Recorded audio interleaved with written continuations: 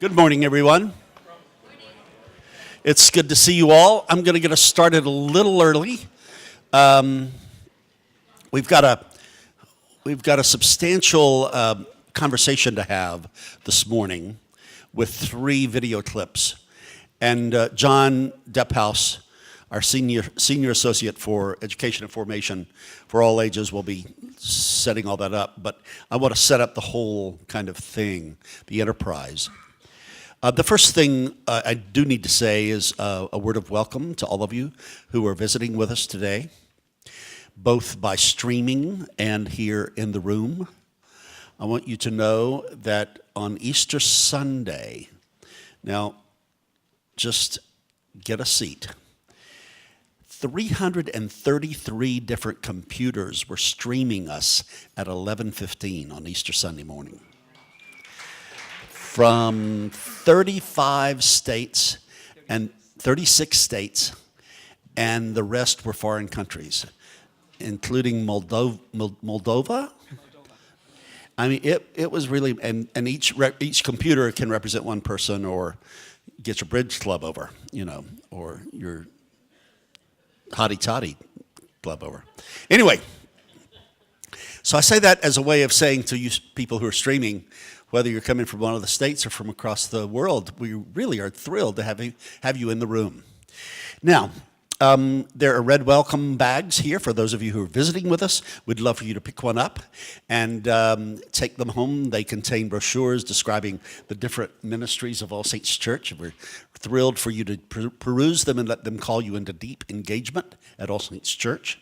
And you may be interested in being engaged in precisely the project we're talking about here at All Saints Church. We're really focused on 3 kind of ways to make love tangible. One is through spirituality, one is through community, and one is through peace and justice. And we're going to be talking about primarily the spirituality thing today. Then at All Saints, we put our faith into action. So we have action table items. On this table to my left here, we're focusing on the religious act of Indianapolis and Indiana, and they've tried to patch that up, but we've still got to kind of watch that, about religious people claiming that it's a part of their right to religion to discriminate against LGBT folks and anybody else. So there's information there. Finally, there are clipboards with green pieces of paper on them. For those of you who are here who may not be on our mailing list, most of you are on our mailing list, but I send an email blast to everybody on the list every Thursday saying what's going to be coming up at All Saints, both educationally and in terms of worship. So we're really, really glad you're here. Now, a word, very important. Under the category of, damn it, they're changing everything all the time, you have to have one of these little cards to get out of the parking garage. They have gone automated on us. There's not a human being there. No longer can you give those old-timey blue slips. You have to use one of these, and they're at the back of the church. And if you are there past 12:59 p.m., then you have to pay. And you can't pay with money, you have to pay with a credit card because there's nobody there to take your money. You get it? So it's a new world. Sorry, life ain't the way it used to be. They just aren't doing church the way it ought to be. Now, the 3 of us and my wife were in Albuquerque last August for amazing presentations from the 3 speakers we're going to taste this morning. And John and Zelda can speak for themselves, but a deep tectonic plate inside my thinking shifted.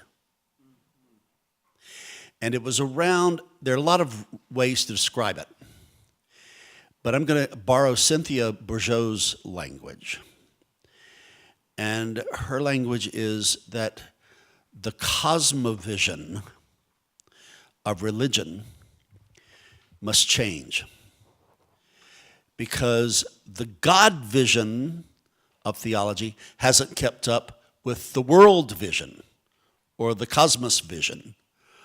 And our job at this particular point in the 21st century, if we're interested in the energy and the presence of risen Christ being something that transforms lives, we've got to make sure that our language about God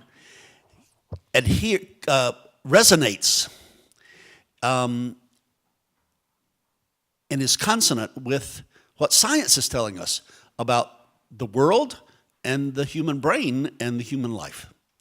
So, I'm so very, I think that one of the things that's so great about All Saints is that most of All Saints folks just are kind of bored if we're not living on the frontier. I want to get out on the frontier because that's where I get excited. So what we're trying to do is get out on the frontier of theology and spirituality. And I feel so fortunate that that Zelda Kennedy, who's our pastoral care person, has this kind of interest.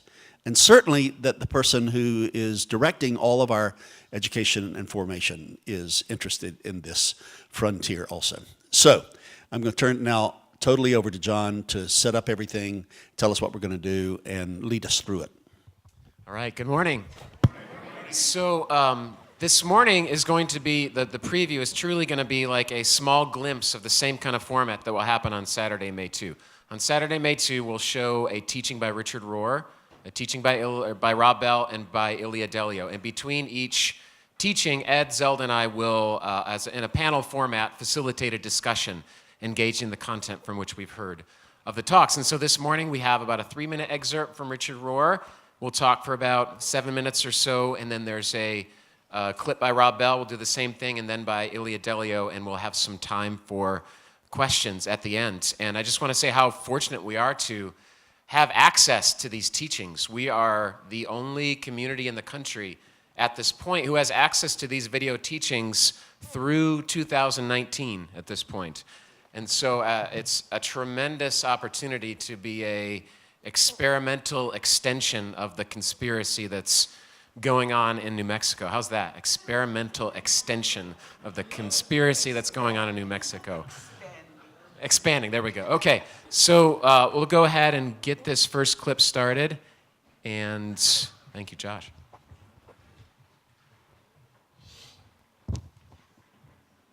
And what's happening in your lifetime like no other is that cosmology, the shape of the universe, is becoming the shape of theology. And we're realizing we have to have a God that is at least as big as that. And largely, we don't. We were trained, because that's where history was, it's nobody's fault, but in a largely tribal religion, tribal God. And as I'll try to make clear, he was largely reduced to a problem-solving God. We didn't start with glory. We didn't start with yes, as I like to say, and even as Genesis does. 6 times in a row, the creation story in Genesis says, and it was good, and it was good, and it was good, and it was good, and it was good. But we didn't get it. And in fact, what I'm going to talk about this hour, I hope it doesn't make some of you run out of the room, I'm going to talk about hell. I'm going to give you hell. Because quite frankly, until we clear this away, and I mean clear it away, it is not a benevolent universe. It's not even, as many secular people today would think, an indifferent universe, but it's a hostile universe. That's dangerous. The shape of God is the shape of reality, and the shape of reality is the shape of God. If you want to use the word reality instead of God, that doesn't bother me. I don't think God is upset about getting his name right or her name right. And yet that's what we've fought about, because that's what tribal religion does. And again, I'm not here to blame the past. That's where the evolution of consciousness was. At what Ken Wilber calls the red level, the tribal level, the power level, and 30% of our earth is still there. But a whole bunch of people, not even realizing it, have moved beyond that. And they find it very hard to fit their notion of God, their notion of the divine, into what we now know about the nature of the universe. We have to have a God at least that big, and presumably bigger. I don't think that's the God most of us were given. Now, that doesn't mean it was wrong, or you're going to hell, or you're lost, but we can rather, I think, easily clear away the dust and the debris. And that's what I'm going to try to do. I've got enough here for a whole weekend, so I pray that I can at least make it concise enough that it can make sense to you. So, when you come on May the 2nd for our drill deep time with these three speakers, one of the presentations will be how important it is to get hell out of the equation. And not only is that huge psychologically and spiritually and relationally, if you think about people who, like Richard Rohr and me, who were educated in a theology school 30 and 40 years ago, before a lot of theology was trying to catch up with science and to have some coherence between theology and cosmology, there's an awful lot of deep, deep, deep work that's going on. So I'm really grateful to Richard. Zelda and John were educated in the Enlightenment, but I was educated way back yonder. And you were. I was educated, Jesus was in my first year class in theology school. So anyway, this is huge. So that's my first response. I would like to frame a question from this. I would guess that most of us in this room would intellectually assent to that God is love, and probably would assent to that God is universally accepting, and that this idea of hell, eternal burning or damnation, is just kind of silly at this point. Probably most of us. I could be wrong. And yet this discussion still seems to be very central to thinking about God and doing theology, perhaps in our context, and also as we engage with culture. And so when we think of hell, I think the notion is that fear is tied very closely to hell. And we still live by theology, spirituality, psychologies of fear in various ways. And I'm wondering, in what ways are these theologies of hell and fear still operative in our DNAs in various ways, even if we intellectually assent to, no, I don't buy that anymore? And what does that mean for the work that we need to do to unpack that stuff and to cast a different vision on a level in which we live it in a more cellular, robust, whole way? So I don't know if Ed and Zelda want to begin and engage that. Well, I would go on to say it's not just the fear factor. It's also used to control. When you can say to someone, if you don't do that, you're going to hell, you are essentially saying, if you don't do it my way, I want to control you. Therefore, you use hell as that catch-all. So I think in addition to the fear, it's also a controlling mechanism. It's interesting. When I left seminary and was in my first job, gosh, this is my second job. You know that? Oh my Lord! And who attracted you to this second job, Zelda? It's a great story. Oh, we don't have time for that today, do we, John? Some dude from the West Coast. The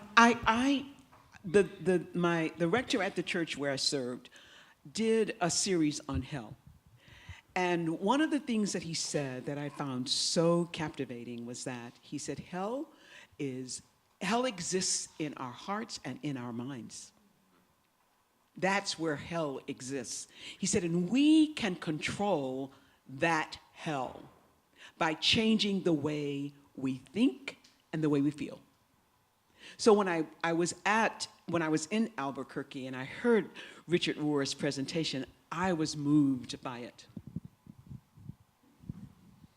Yeah, I think that's interesting. We'll keep talking about Richard Rohr, but it's an interesting setup to Rob Bell's talk, which is coming up. His book that he wrote is Love Wins, and he's really claiming a benevolent universe in this book. It's a pretty clear and direct message, and he really talks about the difference between heaven and hell in the afterlife and heaven and hell now in this life. And he really makes the case that what matters and what is the only thing that's real at this point is the heaven and hell that we experience in this life.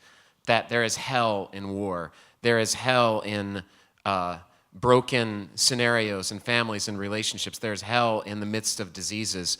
There is hell in rape and incest and all kinds of awful things, horrors that are in this life. And that's the only hell that's real. And how do we cope with that reality? How do we bring heaven to earth? In the Lord's Prayer, it's, may your will be done on earth as it is in heaven. How do we not escape to heaven in the afterlife, but how do we bring heaven into the midst of the hells that we experience here on earth? That's another question that comes to mind for me. So the only other word before we go to Rob, coercion is just a hugely important word.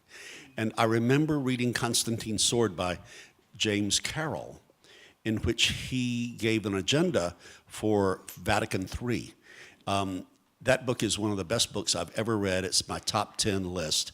And the last section is his restatement of Christology and a whole lot of other things, which would become the agenda if the Vatican ever had a Vatican III meeting.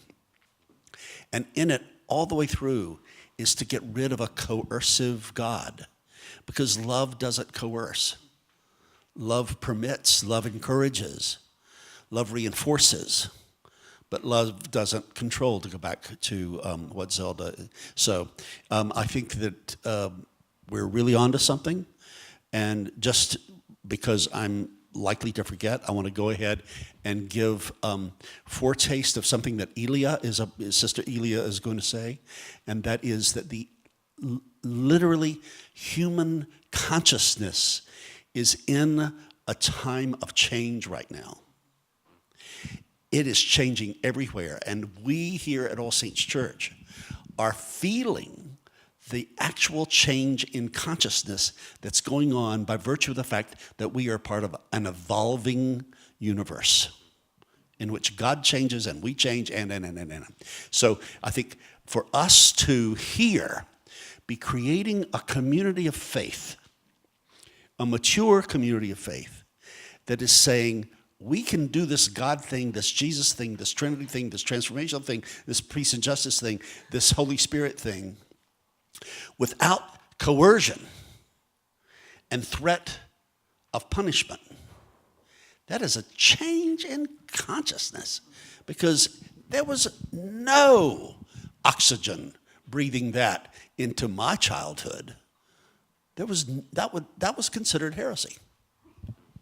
Yeah, I'm really glommed onto this notion of oxygen of grace, and I think we're all looking for oxygen. We're all looking for a place to stand where we can breathe in some good news. And this notion of claiming a benevolent universe is really good news. And to really believe that in a deeper way is truly changing. It's truly transformational. And so I want to set up this next clip from Rob Bell. He references a story. He says that day at one point in his sharing, and he had just written this book, Love Wins. He was traveling all over the country doing all sorts of interviews, like Good Morning America, The Today Show, BBC. I mean, huge media platforms in which he's talking about this notion in religion that there's not a literal hell, and it's different than that. And he was hated by thousands and thousands of people, called a false prophet, crucified. It was the catalyst which kind of drove him out of his church and transitioned him into a new space in his life. And he's telling the story of this process in a very personal way. And that day, which he refers to, is where he had got done with an interview in which he was kicked out of the studio. The interviewer said, "You've gone too far. You've gone too far." And he said, "Oh, well, we can still be friends, right?" And the interviewer literally said, "Get out of here." Kicked him out of the studio. And he was playing the tape of this interview over and over and over again in his head. I should have said this, and I should have said that. And while he was so preoccupied with how he was perceived, he was at the gas station. And he drove off in his car with the gas pump still in the car. And there was an enormous thud, a god-awful sound. And he was walking slowly back to the car, and it was just a big moment, a climactic moment of, like, I've been through total hell in this past year, and I'm okay. I'm okay. I'm fine. His personal kind of crucifixion led to a new freedom and lightness for him, which he'll talk about in this clip. So, I meet people, and I think one of the things Richard has done so well in talking about first half of life and second half of life is we exert extraordinary energy climbing up that hill. Check me out. We're good. The image, the thing, the ego is terrified that it will be perceived a particular way. And the gospel is, that probably will happen, it may not, who knows, who cares? If you can die to that, then you're really free. I remember that day, something became my constant companion starting that day. I remember I didn't do another round of like all that sort of media interview stuff. I remember a year later doing the first interview I was doing, and the NPR person brought up a critic and said, "I want to read you something one of your critics said." And it was like, I remember thinking, oh, this is that old thing again. And they read the quote from my critic, and there was a pause, and they said, "How do you respond to this?" And I said, "You know what that is? That's a Nerf bullet." Really? I was like, that's the critique? That's a Nerf bullet. Boop. I was like, that's not even creative or interesting. Do you have anything else that's actually an interesting critique? And all of a sudden, it was like, oh, this is the lightness. This is what it feels like. Like, what is somebody now going to say, "Oh, you're a heretic"? Ooh.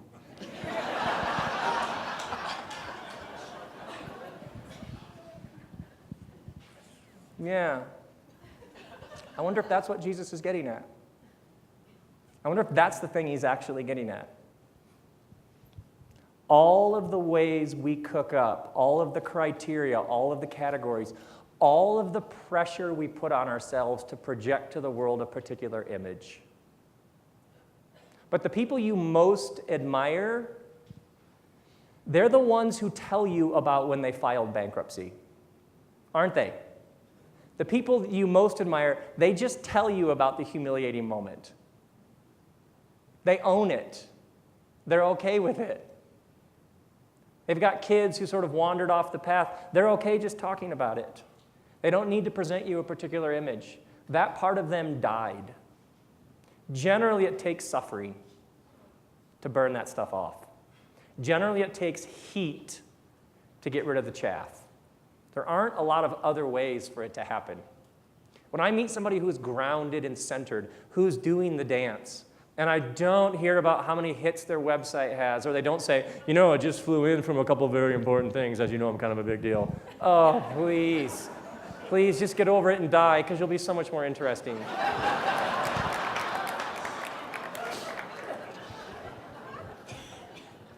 One of the greatest things to inflate the false self has been Facebook. When in doubt, just take a picture of it to show everybody how exciting and sexy your life is. Now that can be lovely, and it can come from a great place of wholeness and health. It can also come from a place of, would somebody please acknowledge that I'm exciting and interesting? Would somebody please, please, please affirm this desperate, starving, and thirsty ego? And I wonder if what Jesus is saying with the gospel is, if you could just die, oh my word, is it fun? Because now you have a certain lightness, you have a certain grace, You can just do the thing. You can just enjoy the work. You can ask people lots and lots of questions about who they are and what they do and what moves them, because you don't have to constantly slide in how great you are. You aren't always interviewing for a job. Well, you know, I did. Oh, really? You've been there? Yeah, I've been there 3 times. Not interesting. Not interesting. Everybody wants to go to heaven, but only some people are willing to die. But if you can die now, you can surrender that stuff.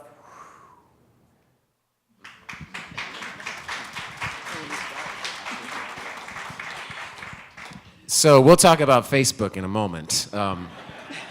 But first, I just want to raise a very fascinating irony in what Rob is sharing. He's let me preview a little bit. Ilia Delio in a moment will say that evolution is the condition of everything of which we must yield. That everything in life must yield to the condition of evolution, which is everywhere. And scientists talk about that it's seemingly a chaotic and dangerous and turbulent, risky universe. And the question that comes out in these talks is, what's on the other side of the turbulence and the risk and the chaos? And it's fascinating that the context of Rob's own personal journey and process of this turbulence and risk is around a book that claims the universe is benevolent. It's really bizarre that he's saying that love wins. And there's enormous, not only resistance, but hatred from a big part of the population about this. And it's a reflection of some deeply repressed stuff that's just not raised and questioned by people. That's often the case when you experience this kind of hatred coming out of people. And it's just a really interesting irony. And it's important for us to realize that as much as we may be totally on board with these ideas, how do we engage with enormous parts of the population that are not there? And it is this kind of resistance. Do we engage? Do we care? What kind of posture do we take towards this other as we may experience it? Zelda, what do you think? So I was totally unprepared for Rob Bell. First of all, I thought I went in thinking I'm not going to like this guy. And he was so engaging. What I believe impressed me most about him was the fact that he was so transparent. And he wanted us to know that and see that.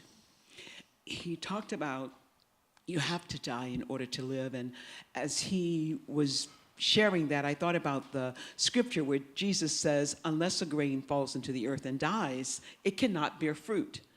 And Rob talked about how when he would appear at his church, there were people in line coming in to hear him preach, and how that fed his ego. And what he realized was that was not enough. It didn't really feed him in the way he needed to be fed. He was not doing, ultimately, God's work. He was doing Rob Bell's work. And it's not until we realize that if we're here to do God's work, that the revelation doesn't happen. You know, I was thinking about his presentation, and it occurred to me, I mentioned that on Monday, Thursday, I got it. It occurred to me that I was beginning to get it in Albuquerque, and that the seed was already planted, and that it was growing inside of me, and that on Monday, Thursday, it burst forth. And if we could allow ourselves to have the seed planted within us so that it can burst forth, can you imagine what we could be here at All Saints? Oh my God. Awesome. Awesome. Just awesome. Okay. So let's talk about Facebook just for a moment. Just got to go there. That's a really provocative, thought-provoking thing you said, that Facebook, and Facebook's not a bad thing. I'm on Facebook, and not a big user of it. Nonetheless, through electronic media, we can present whatever kind of image to the world we want in a very premeditated, thoughtful way. Here I am. Here's my very glossy, beautiful self. Please give me a lot of likes. Please make some comments. That would be even better. And that, really makes me feel good and feeds my feeds my ego. And I raise this just, it's something to think about, because this is a picture of the landscape. You know, you look at how huge Facebook is, it's an opportunity for somebody to get connected, to get validation. And again, as you said, some of that's really good and healthy and wonderful, and it's something that needs careful, critical reflection, because that's not all real. That's not all a real self. There's a whole, I mean, what if we just put all our crud out there on Facebook? What would that be like? Ed, what do you think about that? Well, I want to say something different about Rob Bell. A lot of what he's talking about is rooted in Thomas Merton's distinction between the false self and the true self. I'm reading this new book on the Franciscan roots of Thomas Merton's theology, and it's one of the best books on Merton I've read. And there was a particular book, I read about 4 or 5 books of Merton while I was supposed to be studying law when I was in law school. And one of them, the one that really converted me and gave me the courage to leave law school, was a book called New Seeds of Contemplation. And in this new book I'm reading about the Franciscan roots of Thomas Merton's theology, this guy, to my delight, focuses on the book New Seeds of Contemplation, and particularly 5 pages 30 to 35, I think, in there where Merton lays out the distinction between the false self and the true self. He's kind of the first person to do that in a popular way. And in his saying that, he says, you know, to be a tree is to be a saint. To be a lily by the side of the road is to be a saint. But they're just doing what God told them to do and created them to do, and it's a little more difficult for us because we have all this ego and all that stuff, and so we can get ourselves out of that and live a false self instead of a true self. And Merton talks about, but there has to be a time when your mask begins to itch. And that's what Rob Bell does in such a humorful way. This guy is a stand-up comedian. So when you come on May the 2nd, you're going to hear a lot of really great theology, but delivered through this lightness of being, because he finally paid attention to the fact that his mask was itching, and he had to die to that in order to live. I love it. Let's move on to the next clip, so we have some time for questions. So let's go for it. Ilia Delio. While you're buckle up. Can I just yeah? 2 things. This human being has a PhD in pharmacology, I think. I don't think so. I think so. And then the other one is in theology, and she's like a Niagara Falls. And so, like, trying to catch the essence of her with a thimble is what you're in for, okay? Here is a super bright human being. Yeah, we couldn't keep notes on her. We just had to let it go. I'm thrilled to be here with you and to share just some insights from my own work on the threshold that we are all sitting on of a new humanity, a new universe. I loved Richard's comments this morning because, you know, about every 2,000 years there is a major turnover in religious thinking, a major evolution in religious thinking, and we are living in one of those great epochal moments. It doesn't maybe feel like that on an everyday scale, but we are in the midst of something that is tremendous and will have long-lasting impact for future generations. Just by way of note, because Richard kept talking about extraterrestrial life, and we're going to do a lot about science this morning, but I did write a paper on Christ and extraterrestrial life, so if you're interested, I can. Let's begin with what this theme is about. God is Trinity and Jesus is the face of God, then it is a benevolent universe. God is not someone to be afraid of, but the ground of our being. Well, 2 things we're going to work our way into this morning. and that is the idea of a benevolent universe. There are many scientists who would say that is really not true. This is a really radically violent universe. And God is not the ground of our being, but God is that big guy overhead, who's judging us. So we want to find out in a way that's organically rooting our lives that love is indeed the very stuff that we are and that we are created for. One of the great Franciscan mystics, Raymond Lull, said, "We are born out of love. We live in love. We are destined for love." Love is, in a sense, the heart of all of life.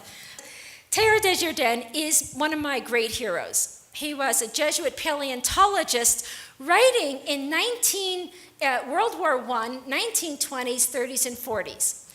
He was a scientist with a deep mystical insight, deeply committed as a Christian, as a Jesuit, to say that evolution and Christianity are not only compatible, they are, in a sense, complementary. He spoke of Christianity as a religion of evolution, but we'll get to that. What I do want to say is the church did not like what he had to say, and they really stripped him of any powers to develop his ideas in public. He was not allowed to publish anything during his lifetime.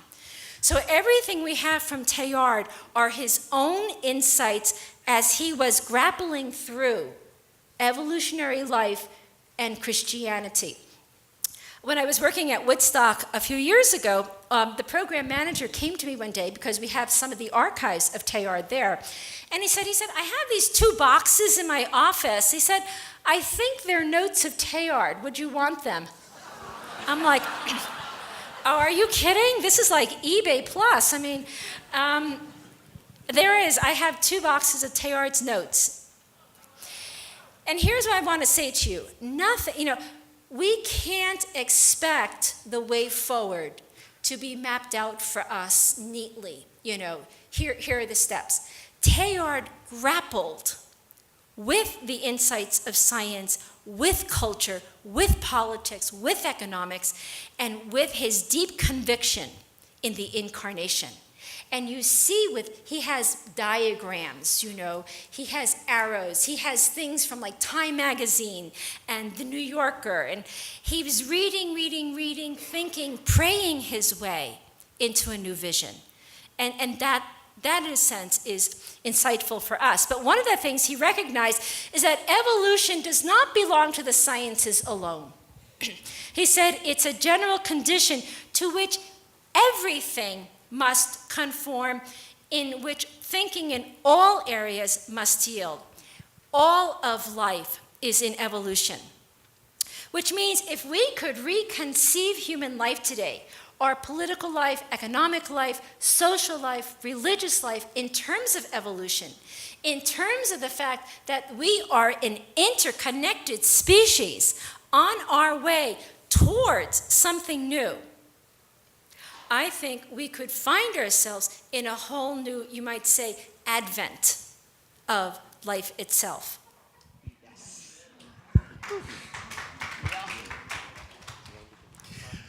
So Sister Ilia is really unpacking Teilhard's challenge to have the statement of God of an evolutionary cosmovision.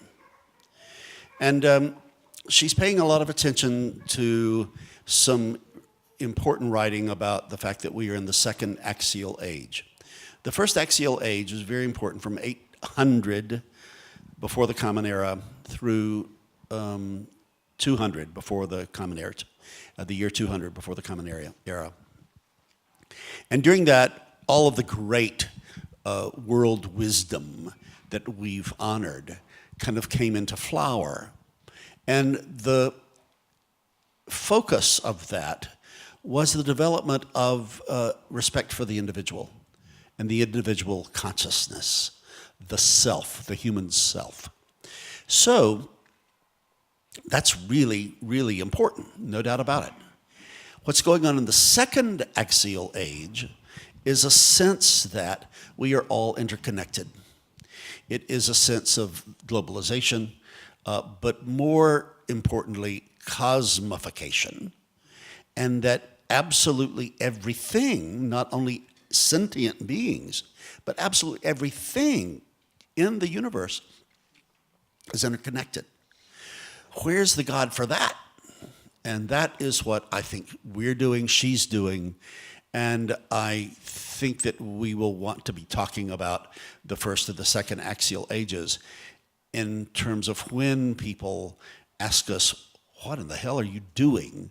That we can say that, we really are trying to articulate a theology for the second axial age, which the saints always tapped up against and foresaw because they were mystics and contemplatives. Dr. Martin Luther King Jr. is probably one of the most popular second axial age spokespersons when he said we live in a network of mutuality, an inescapable network of mutuality, and injustice anywhere is a threat to justice everywhere. So Ilia blew me away. And as she talked about evolution and talked about the fact that we're all interconnected, being a Trekkie, what came to mind for me was the Borg. I don't know if any of you know about the Borg. Okay, some of you do. It is where this community exists and everyone within the community is connected to the other person in the community. Now, it wasn't the perfect community, but what Ilia was pointing out was that we are all interconnected. And as Ed said, it's not just interconnected as human beings, it's interconnected as a universe. She talked about something called quantum entanglement. And what Ilia said was that whatever is happening, and she talked about way into space, if two particles are the same, whatever happens to one particle on Earth is also happening if that other particle happens to be in space, is happening to that other, the same thing is happening to that particle in space. And I thought, whoa, really? So does that explain why often, because I'm connected to someone like this, I get a call from him when I'm thinking about him, or he gets a call from me when he's thinking about me, because what we're thinking about is relevant to the work that we do here at All Saints? Quantum entanglement, you may have experienced it, and I came away thinking, how amazing that I'm interconnected to everyone in this world in some way, even to the birds and the trees and everything else. So that when Ed talked about Pando, it made sense. That was Ilia at work. I would like to draw a connection between this notion of evolution and also birth. Ilia said that evolution is the general condition of things which everything in life must yield. And a phrase that's come to mind for me is containers for the evolution. We all need containers for the evolution. In a birth process, which is messy and turbulent and violent and risky, there are doctors and midwives and doulas and supportive partners and spouses, or at the very least, a fireman in the backseat of the car if you're in a pinch. Right. And the birth is dangerous. It's intense, it's risky. And what if religion at its best, healthy religion, healthy Christianity, is like a societal container for the evolution the evolution of consciousness that is happening across the board. And I think perhaps that's what we're doing, is helping to set up a frame, a space, a container to help midwife this birth that's happening, that Ilia Delio is talking about. That's been a helpful thing for me to chew on, and I hope that's somewhat provocative for you as well. We have a few minutes for a couple questions.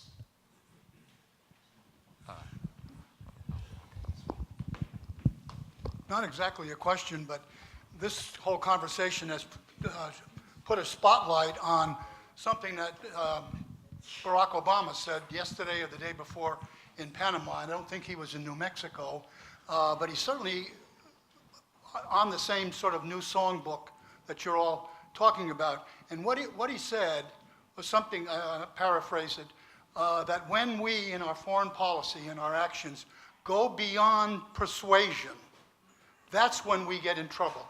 And I think he's talking about going beyond is the fear, is the control, is the coercion that you're talking about. Yeah, thanks for raising him up. I've always been absolutely in love with Barack Obama and his mind and his writing. And what I'm currently in love with is his evolution. I think he is always thinking, and it's always on the side of the largest scene, not just the American interests. He understands that there's an enlightened self-interest in our looking out for the entire kind of universal scene. And I think he does know in his heart that coercion and war is a mistake. I think he's one of the Reinhold Niebuhr realists who thinks that you have to do it from time to time. I salute everything you just said. Yeah, it is a new narrative. I go back to the presentation of Dan Siegel when he said, the mind uses the brain to create itself.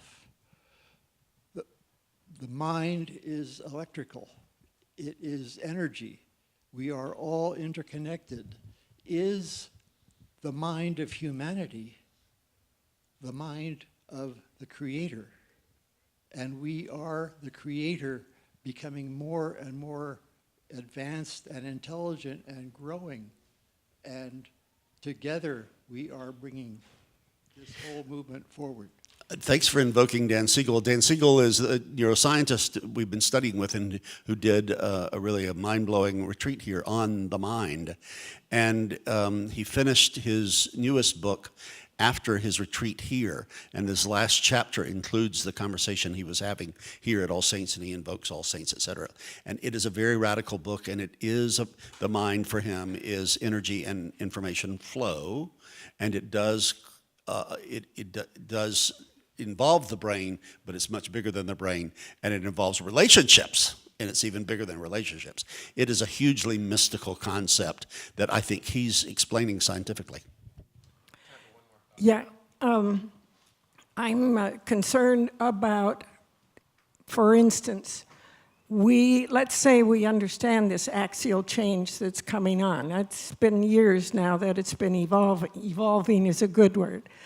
At any rate, I'm wondering how to present it to grandchildren who are very involved in their churches, who are acolytes and at least in our tradition, and how you can talk with them about this, which can, there's something biblical about shaking a person's faith, you know, and how to do that without making them quit the whole thing, sort of. That's a huge, important question. I mean, all of us who've ever worked in academia know that the first quarter, semester, and year is really about dismantling one's ideological architecture so that a new architecture can be formed by the learner, not by the teacher. But the teacher's job is to facilitate the dismantling. Now, that's an age-appropriate thing. So you're talking about your grandchildren, my grandchildren, and what we have to do is get cues from them in terms of their questions and wonderings and conflicts in life about whether or not they are ready to have something shaken, or, to use a different language, deconstructed, so that you can facilitate their reconstruction of something that down the road, evolutionary-wise, will be deconstructed so that they can reconstruct something else. I mean, how many people in here who are as old or older as I am deconstructed your ideology 1,000,000 times to reconstruct something that has more oxygen in it? Right. And I also want to say, when they are ready, you will not be able to stop them. which is the beauty of it. Just recently, I saw a documentary on the march from Selma to Montgomery, and was amazed to learn that it was the youth of Selma, not the adults, who made that movement possible. So I know that young people are open, they are ready, and when they are, that's when we step in to say, let me help you with this journey. I do want to give a Dan Siegel answer to that question also. And Dan is, in his book, Whole Brain Child and Brainstorming, talks about how important it is for us as adults in the lives of teenagers and children to give them an understanding that they can back up and look at the way their brain works, so that they are not their brain. They are not their triggering. They are not their, I have my fears, but I am not my fears. And how important it is to give them the ability to reflect upon oneself. So the extension of that is this principal in a Lincoln High School and I've forgotten the name of the town, but he found out about this one teaching technique that interrupted sending kids to the principal and finally interrupted the amount of expulsion in that public school. And it was just this one little technique. He trained all the teachers, or he had somebody else to come in and train them, to say when a kid was really acting up, to say, you know, you don't feel like yourself. You're not acting like yourself. What happened? And all of a sudden, that's an invitation to the kid to reflect on who is his true self versus his false self, i.e. Thomas Merton. To look at the mask, and invariably, it leads to a conversation between the student and the teacher. Well, I didn't have breakfast this morning, or my mom hit me this morning, or something like that. And once you can say, this behavior is not myself, then you and I can slough off behaviors that we don't want and move into new behaviors that we do. All right, we're just getting warmed up here, as you can tell. So Saturday, May 2, is the event. The event is free, but please sign up online. You can sign up at the sign-up center right now. Katie Mills is out there with Chromebooks. It takes about 1 minute to sign up. Spread the word. We're going to pack out the church on May 2 and do this same format for a good part of a Saturday. So hope to see you there. Thank you, everybody.